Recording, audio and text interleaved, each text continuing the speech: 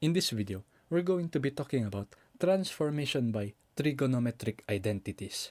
Let's start with the case number 1, wherein the integral of sine raised to the power of x dx, or the integral of cosine raised to the power of n of x dx, wherein n here is a positive odd integer, like 3, 5, 7, or 9. Let's start with this example of case 1. The integral of cosine raised to the power of 5 of 2x dx. First, what you're going to do is to factor out 1 cosine of 2x. So it will become the integral of cosine raised to the power of 4 of 2x. Multiply this by cosine of 2x dx. This right here will become the full dx now. Next step is you're going to get cosine squared of 2x. So it will become the integral of cosine squared of 2x. And since it is raised to the power 4 here, just raise this to the power of 2. Because cosine raised to the power of 2 and raised to the power of 2 is the same as cosine raised to the power of 4. So multiply this also by cosine of 2x dx.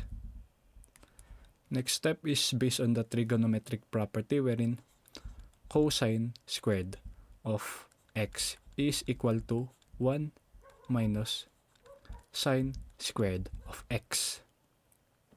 This is the same equivalent as cosine squared of x, so the integral will be of 1 minus sine squared, and x in this case is 2x. And copy the rest. And the next step will be to expand the parentheses, so it will become the integral of 1 minus 2 sine squared of 2x plus sine raised to the power of 4 of 2x. Multiply this by cosine of 2x dx. Next step will be to split the integral apart, so it will become the integral of 1 multiplied by cosine of 2x dx is cosine of 2x dx minus the integral of 2 sine squared of 2x.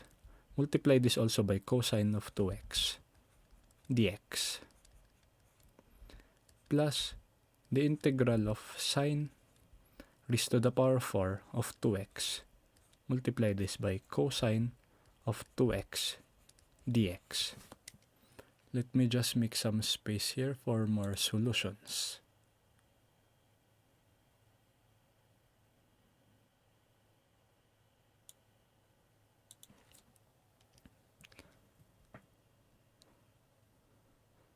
Now, the next step would be to assign u values here.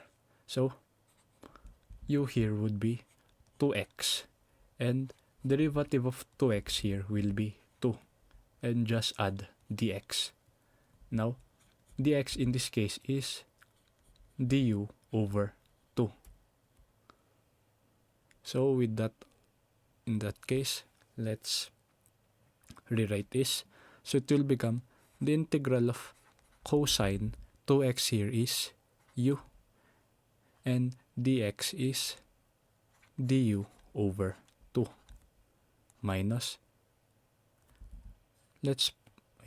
minus the integral of 2 sine squared 2x is u, and cosine 2x also here is u, and multiply dx, which is du over 2 plus the integral of sine raised to the power 4 of 2x, which is u, and multiply it by cosine of 2x, which is also u, and multiply it by the value of dx, which is du over 2. Let's simplify this. The 2 here will cancel each other out, and the 2 here will go out of the integral.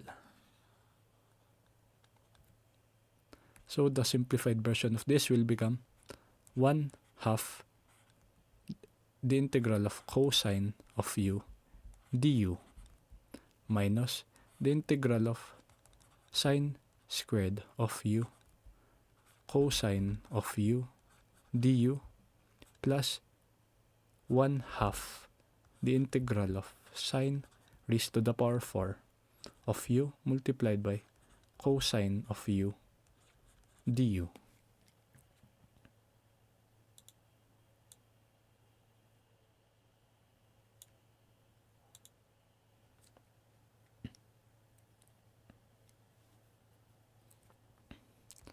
Now, in this case,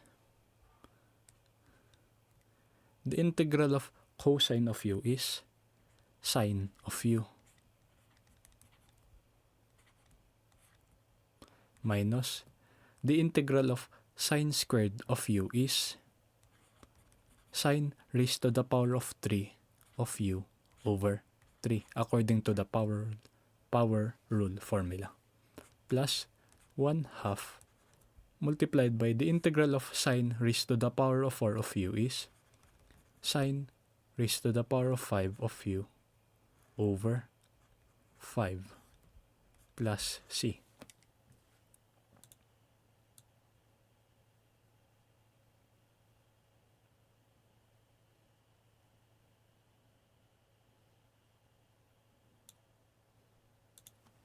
Now, let's substitute u back into its original form. So the final answer will be 1 half multiplied by sine u here is 2x minus 1/3 sine raised to the power of 3 u here is 2x plus 2 multiplied by 5 is 10, so it will become 1 over 10 multiplied by sine raised to the power of 5 of 2x plus c. This will be the answer. Now, let's try case number 2, wherein the integral of sine raised to the power of n of x multiplied by cosine raised to the power of m of x dx, wherein either n or m is a positive odd number. If it's both, then you can just choose one to factor out. Now, let's try this example. The integral of sine squared of x multiplied by cosine raised to the power of 5 of x dx. Now, the condition here is either is to find the positive odd number, wherein 5, so it is cosine raised to the power 5 of x is our focus. Now, our first step is to factor out 1 cosine of x. So it will become the integral of sine squared of x multiplied by cosine raised to the power of 4 of x multiplied by cosine of x dx. This once again will become the full d of x. Next step will be to get cosine squared of x. So it will become the integral of sine squared of x multiplied by cosine raised to the power of 2 of x and raise this to the power of 2. Multiply this by cosine of x dx. Now, the next step once again will be to convert it in based on its trigonometric properties. So, cosine squared of x is equal to 1 minus sine squared of x. Now, in case you are given an activity wherein you have to do it with sine squared of x, the value here is 1 minus cosine squared of x. So, with that out of the way, the integral of sine squared of x multiplied by 1 minus sine squared of x raised to the power of 2 multiplied by cosine of x dx. Now, the next step is to expand this particular parenthesis. So, it will become the integral,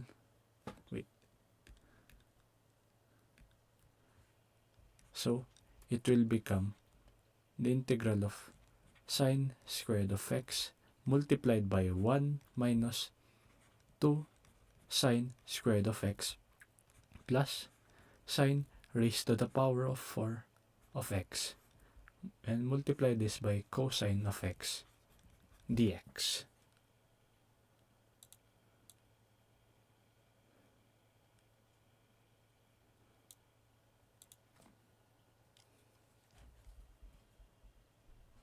The next step is to distribute sine squared of x amongst these parentheses, so it will become the integral of sine squared of x, and sine squared of x multiplied by 2 sine squared of x is 2 sine raised to the power of 4 of x plus sine squared of x multiplied by sine raised to the power of x is sine raised to the power of 6 of x, and multiply all of this by cosine of x dx.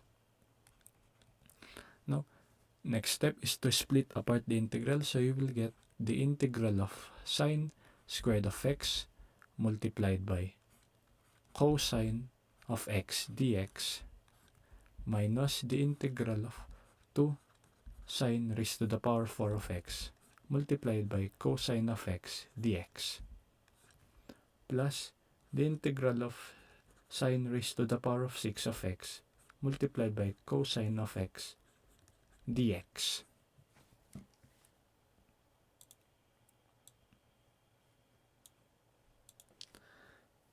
So let's start integrating.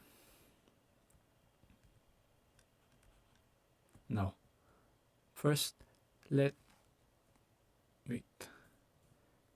u here be sine of x. So, derivative of sine of x is cosine of x. So, dx right here would be, cosine of x dx. So, dx here would be du over cosine of x. So, the integral of u squared multiplied by cosine of x and multiply this by dx, which is du over cosine of x minus the integral of 2u raised to the power of 4 multiplied by cosine of x multiplied by du over cosine of x plus the integral of u raised to the power of 6 multiplied by cosine of x, and multiply this by value of dx, which is du over cosine of x. Now, cosine of x here will cancel each other out, same as true with all of this.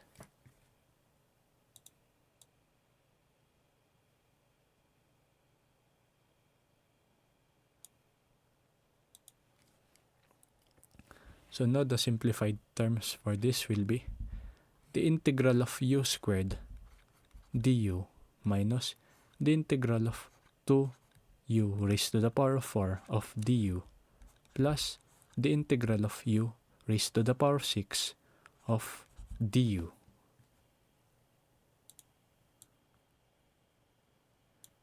Now, you can solve this by doing the power rule.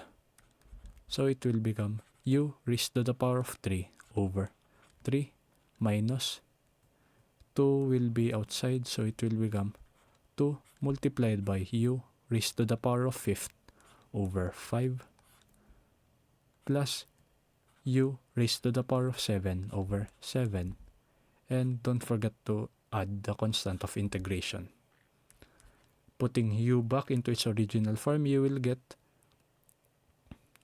1/3 multiplied by sine of x raised to the power of 3 minus 2 over 5 multiplied by sine of x raised to the power of 5 plus 1 over 7 multiplied by sine of x raised to the power of 7 plus c. This will be the final answer. Let's start with case number 3, wherein the integral of sine of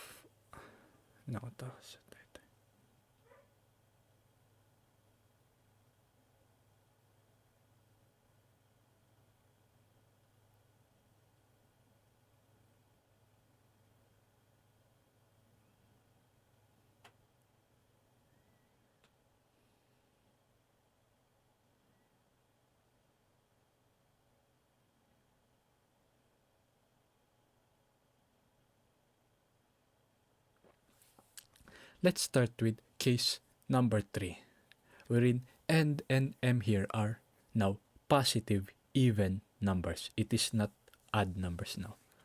Now, let's start with an example for case 3, which is the integral of sine raised to the power of 4 of 2x dx. Now, the first thing you're going to do here is to get sine squared of 2x. So, it will be integral of sine squared of 2x raised to the power of 2 dx. Now, the next step will be to use transformative identities. For case 3, it will be sine squared of x will be 1 minus cosine of 2x over 2.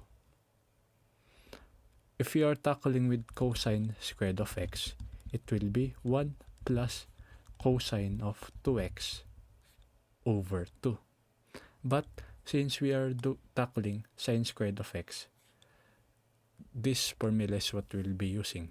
So it will be the integral of 1 minus cosine twice of x, which is 4x over 2 of dx. Now, the next step will be to simplify this expression.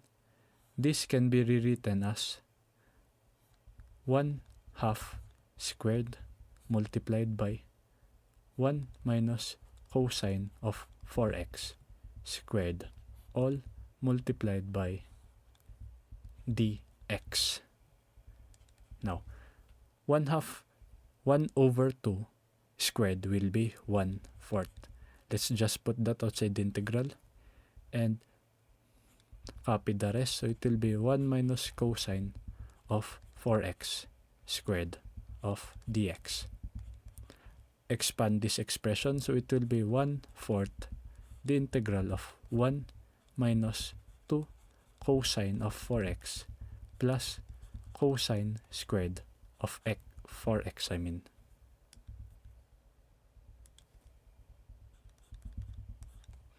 d of x. As you can see here, cosine squared of 4x. This is also another case for case 3. So, let's rewrite this.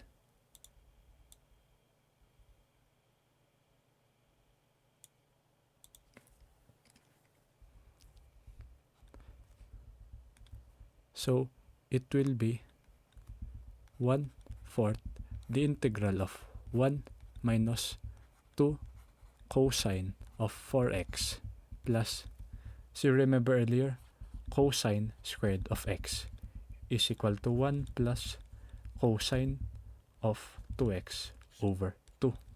So, cosine squared of 4x, it will become 1 plus cosine.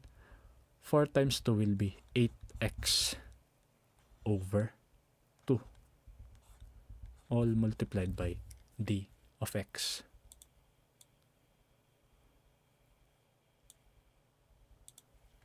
So now let's simplify this expression once again.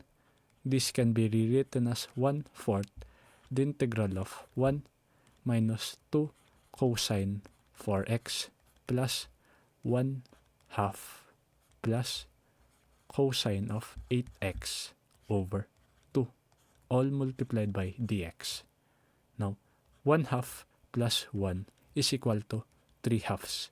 So it will become 1/4 the integral of 3 over 2 minus 2 cosine of 4x plus cosine of 8x over 2, all multiplied by d of x.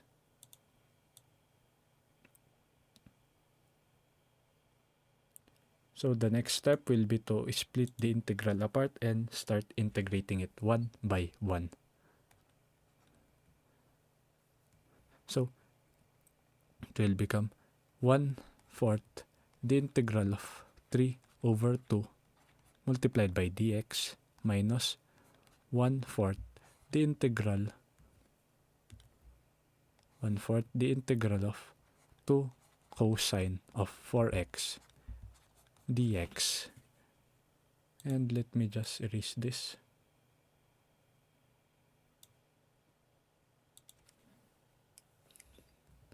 Plus 1/4 the integral of cosine of 8x over 2 d of x.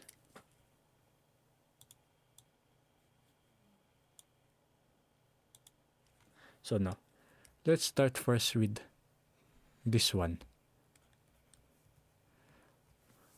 1/4 multiplied by 3/2 is 3 over 8. And the integral of dx is simply x. So this one is done now.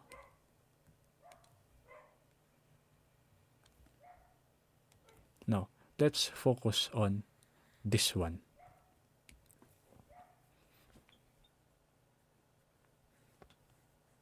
It will become 1/2 because you got to put the 2 outside, multiplied by the integral of cosine of 4x dx. Firstly, you're going to put u here as 4 of x. So du will be 4 and multiply it by dx. So dx in that case is du over 4. So it will become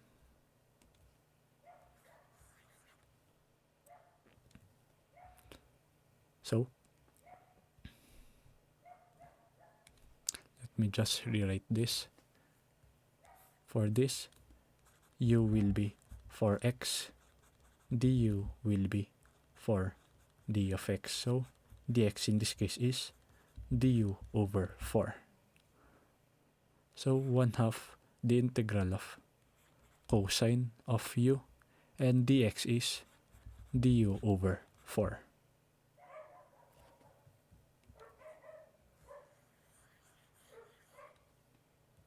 Now that that is done, let's start with this. So 1/4 multiplied by cosine of 8x over 2, it will become 1/8. And the integral of cosine of 8x, let u here be 8x. So du in this case will be 8 dx, wherein dx now here will be du over 8. So it will become cosine 8x in this case is u, and dx is du over 8. Let's just rewrite this. For this one, u here is 4x. And u here is 8 of x.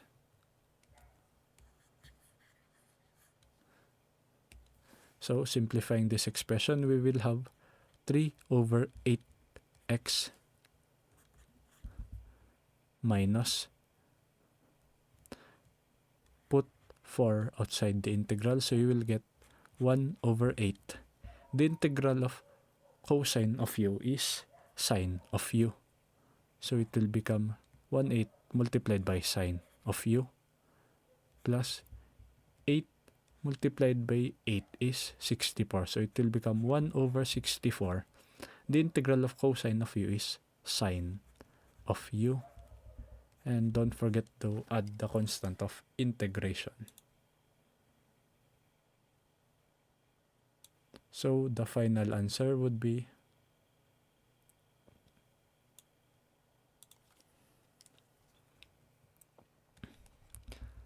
3 over 8 multiplied by x minus 1 over 8 sine of u, which in this case u here is 4x, plus 1 over 64 sine of u, in this case it is 8x, plus c. Make sure to comment down what if I did something wrong and I can correct it. Or you can suggest how can I improve my teaching style. So this will be the final answer. Let's start with case number 4.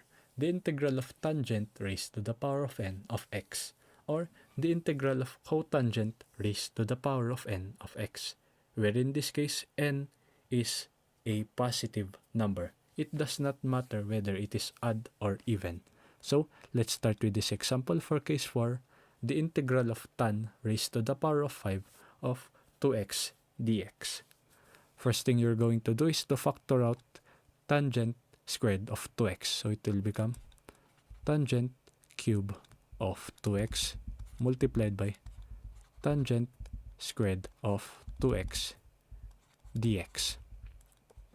Next step is to transform this using this identity. Tangent squared of x is equal to secant squared of x minus 1. So it will become the integral of tangent cube of 2x multiplied by secant squared of x minus 1 of dx. So distribute this, so it will become the integral of tan cube of 2x secant squared of x minus the integral of tan cube of 2x multiplied by 1 is simply tan cube of 2x dx. So this tan cube of 2x is the same as the case 4. So you must also integrate this by the rules of case 4 once again. So it will become like this. The integral of tan cube of 2x secant squared of 2x, this should be 2 dx minus, integrate this again according to the first step wherein you have to factor tangent squared of 2x. So it will become tangent of 2x multiplied by tangent squared of 2x all multiplied by dx. Next step is to transform it, so it will become like this. Let me just write this. So it will become the integral of tangent of 2x multiplied by secant squared of x minus 1 of dx. Let me just erase this to create some more space.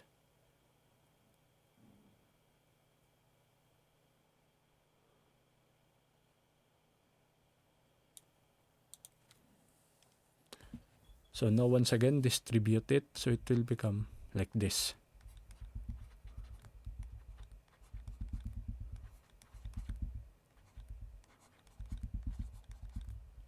So it will be the integral of tangent of 2x secant squared of 2x dx minus the integral of tangent of 2x dx.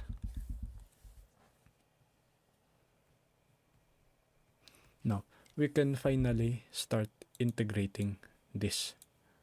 So let's start first with this first integral, the integral of tan cube of 2x secant squared of 2x dx. Now first, let u here be tangent of 2x. So du would be the derivative of tangent of 2x is 2 secant squared of 2x dx. So dx in this case is du over 2 secant squared of 2x. So this will become the integral of tan cube of 2x is u raised to the power of 3 multiplied by secant squared of 2x multiplied by the value of dx, which in this case is du over 2 secant squared of 2x. Now, let's continue on with this second integration. The integral of tangent of 2x multiplied by secant squared of 2x dx. Once again, let u here be tangent of 2x du. Now here would be 2 secant squared of 2x. So 2x dx, I mean. So that leaves dx with du over 2 secant squared of 2x. So it will become minus the integral of u multiplied by secant squared of 2x, and dx in this case is du over 2 secant squared of 2x. And for this, let's just copy it first. Tangent of 2x dx. Let's integrate that later. So, wait, let me just write this.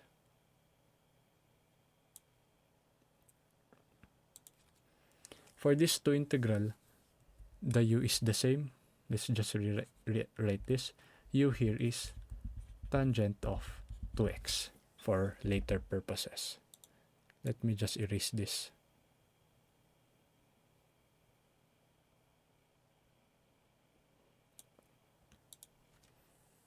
So now, let's first simplify this.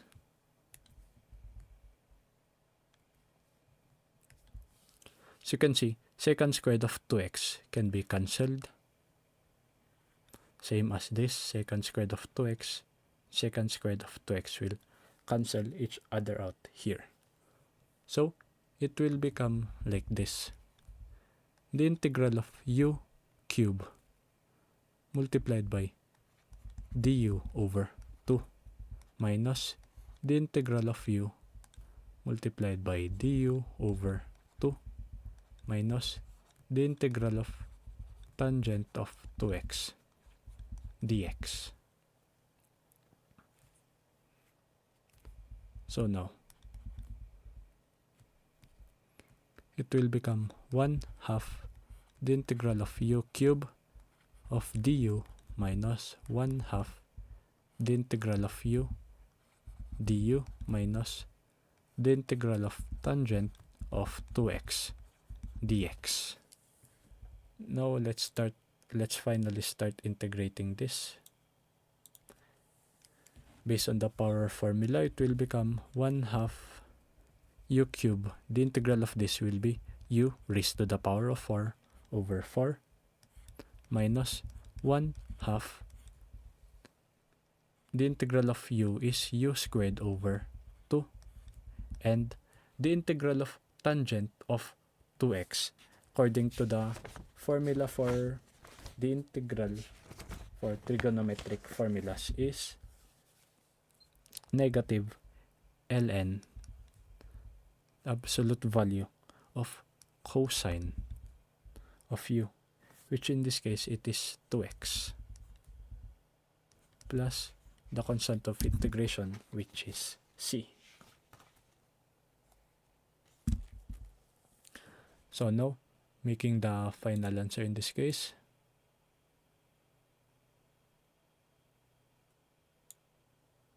let's revert u back into its original form. So it will become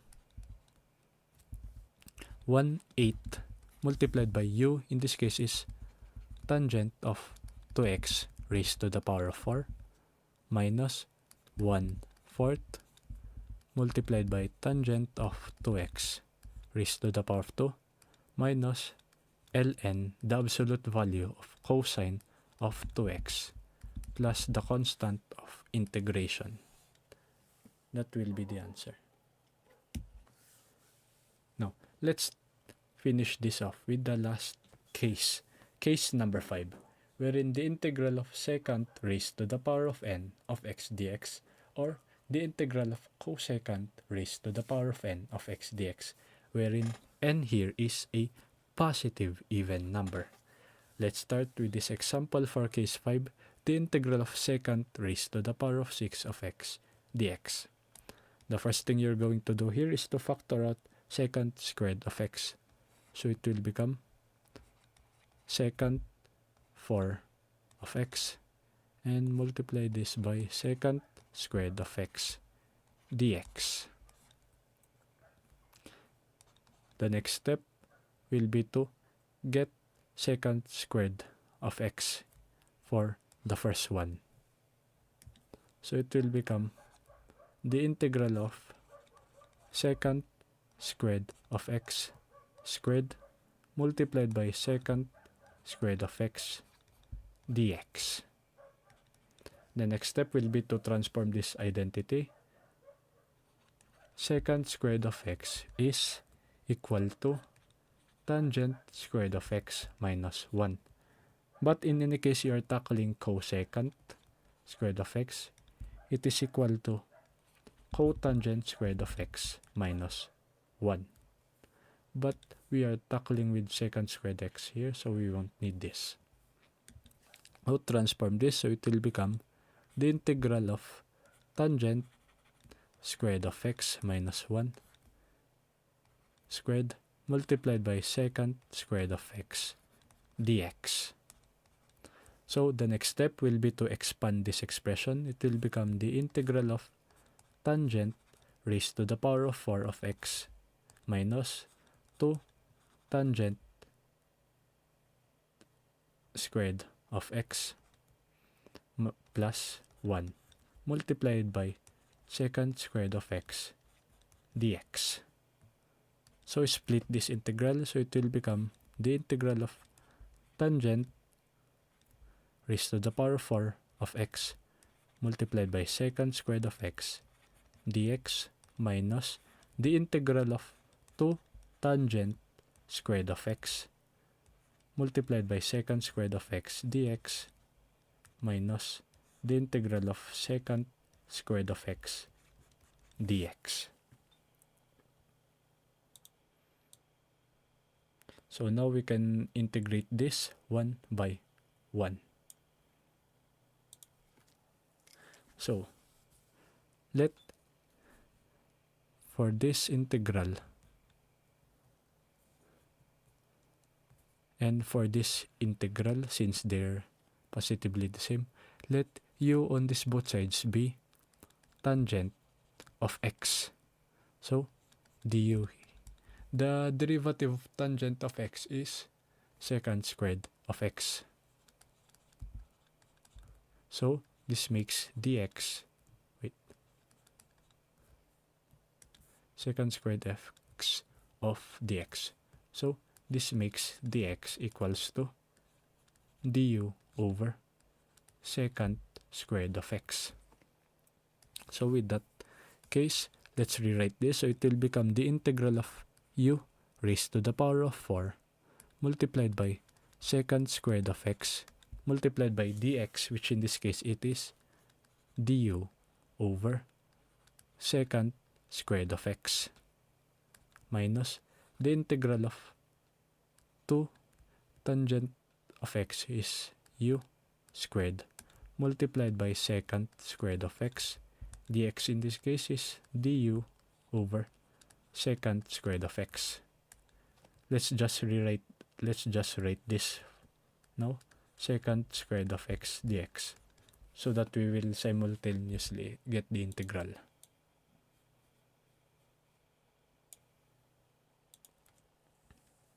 So now let's simplify this. Secant squared of x will cancel each other out, same as this.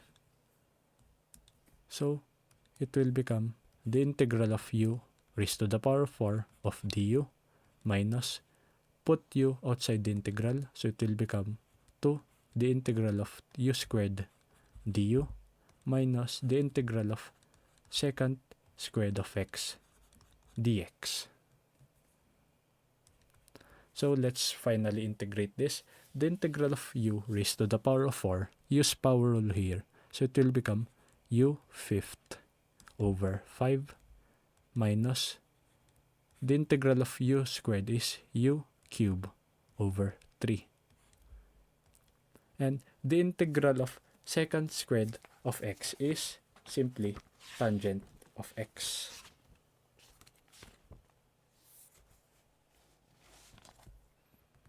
It will become tangent of x. And don't forget to add the constant c. So let's revert u back into its original form to get the final answer.